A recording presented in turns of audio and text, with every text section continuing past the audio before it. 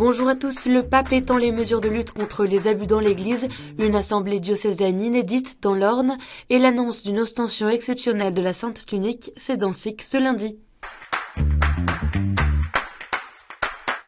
Le Vatican étend les mesures de lutte contre les abus dans l'église. Ce samedi, une mise à jour du motu proprio Vocestis Lux Mundi a été publiée 4 ans après le texte publié en mai 2019 sur la prévention et la lutte contre les abus sexuels dans l'Église. Et de nouvelles normes sont introduites. Parmi les changements importants, la notion de mineur est élargie aux personnes souffrant habituellement d'un usage imparfait de la raison. Désormais, les modérateurs d'associations internationales de fidèles reconnus par le Saint-Siège doivent appliquer les règles du motu proprio et sont obligés de signaler à Rome les abus dont ils ont connaissance. Sont donc concernés par exemple les foyers de charité, la communauté de l'Emmanuel ou encore les guides et scouts d'Europe.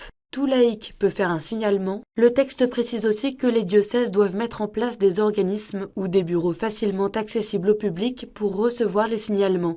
Le texte entrera en vigueur le 30 avril prochain. Il y a un an, je vous disais le jour de la messe chrismale que nous ne pourrions pas faire demain comme hier. Et qu'il nous faudrait chercher une manière de faire Église différemment, autrement. Eh bien voilà, nous voici rendus à cette étape importante. Penser pour tous et pour 10 ans. C'était l'objectif de l'Assemblée diocésaine qui a réuni ce samedi 267 délégués des différentes réalités du diocèse de Sées dans le cadre d'une démarche de conversion pastorale et missionnaire. Ce diocèse rural, qui observe une baisse considérable de chrétiens et de jeunes dans ses églises, ne comptera plus que 17 prêtres incardinés en exercice dans 10 ans.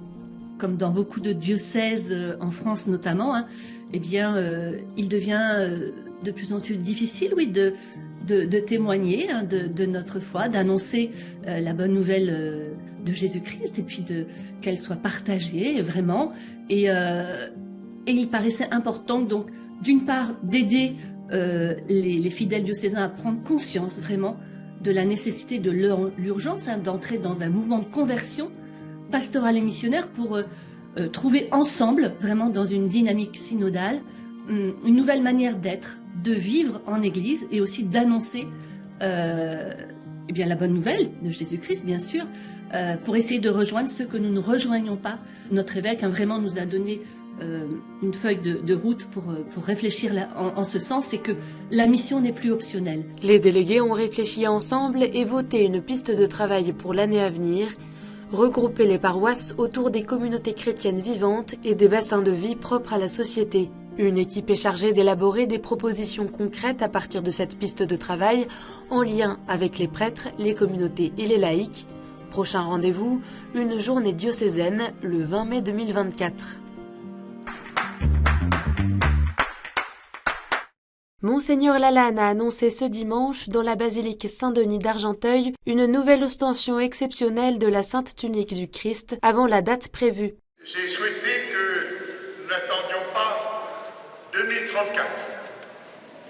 Et donc, dès le printemps 2025, j'ai souhaité que se tienne une nouvelle ostension exceptionnelle, c'est l'émotion qui me fait parler comme ça, de la Sainte Tunique.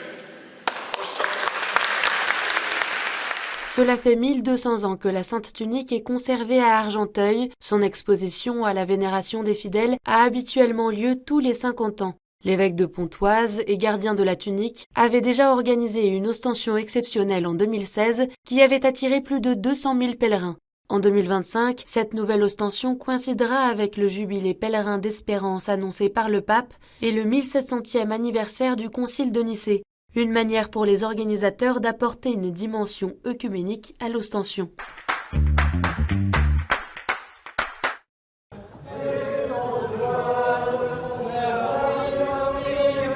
660 jeunes venus de 13 diocèses en pèlerinage à la cathédrale de l'Annonciation du Puy-en-Velay. Chaque année, c'est le rendez-vous interdiocésain des 18-35 ans de la région Auvergne-Rhône-Alpes. Ce samedi, en la fête de l'Annonciation, ils ont enfilé leurs chaussures de marche au départ de plusieurs villes de la région et se sont retrouvés au Puy pour des temps en fraternité et des conférences d'évêques sur le thème « Réjouis-toi ».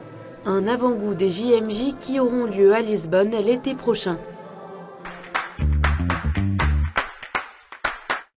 Ce dimanche, la chaîne de télévision nicaraguayenne Canal 4 a publié les premières images de Monseigneur Rolando Alvarez depuis son incarcération en février dernier. On y voit l'évêque de Matagalpa dans son habit de prisonnier, mangeant un repas avec son frère et sa sœur. Cette vidéo fait suite aux nombreuses pressions internationales dont certains réclamaient des preuves de vie de Monseigneur Alvarez, condamné à 26 ans de prison par le régime de Daniel Ortega et déchu de sa nationalité. Il est accusé de conspiration visant à porter atteinte à l'intégrité nationale et de propagation de fausses nouvelles.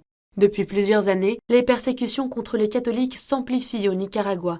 Dernièrement, les processions de rue pour la Semaine Sainte ont été interdites et le pays a mis fin à ses relations diplomatiques avec le Saint-Siège. Vous voulez rejoindre le pape dans une mission spatiale ?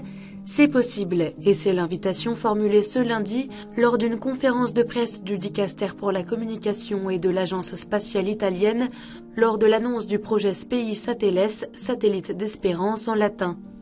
Sur le site speisateles.org, le Vatican propose à chacun de réaliser un geste de fraternité et de devenir un gardien de l'espérance avec le pape François. Chaque personne qui s'engagera à faire une bonne action sur Terre aura son nom inscrit sur une puce mémoire installée dans le satellite. Cette puce sera accompagnée d'un anneau-livre de la taille d'une pointe de stylo comprenant des paroles et photos de la Statio Orbis prononcées par le pape pendant la pandémie le 27 mars 2020 sur la place Saint-Pierre. Le SPEI Sateles, de la taille d'un ballon de football américain, sera envoyé en orbite grâce à une fusée SpaceX le 10 juin prochain depuis la Californie.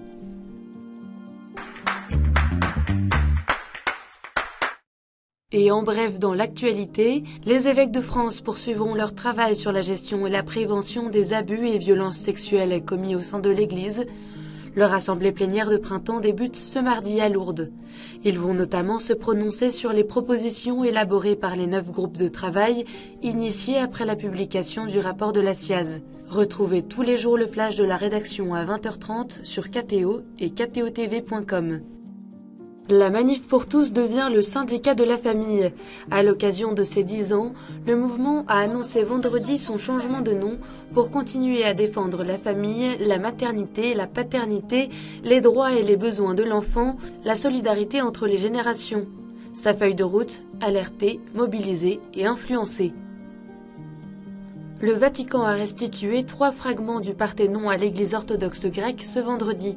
Les 3 œuvres exposées au musée du Vatican depuis 2 siècles ont rejoint le musée de l'Acropole à Athènes, en présence de Monseigneur Brian Farrell, secrétaire du Dicaster pour la promotion de l'unité des chrétiens. L'initiative de leur restitution avait été lancée en 2021 par le pape François, après son voyage en Grèce.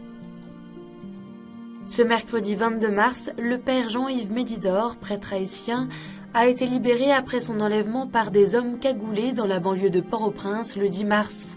L'annonce a été faite par le père Nestor Fils M, supérieur provincial du Canada, et le père Dudley Pierre, supérieur des Viatoriens en Haïti.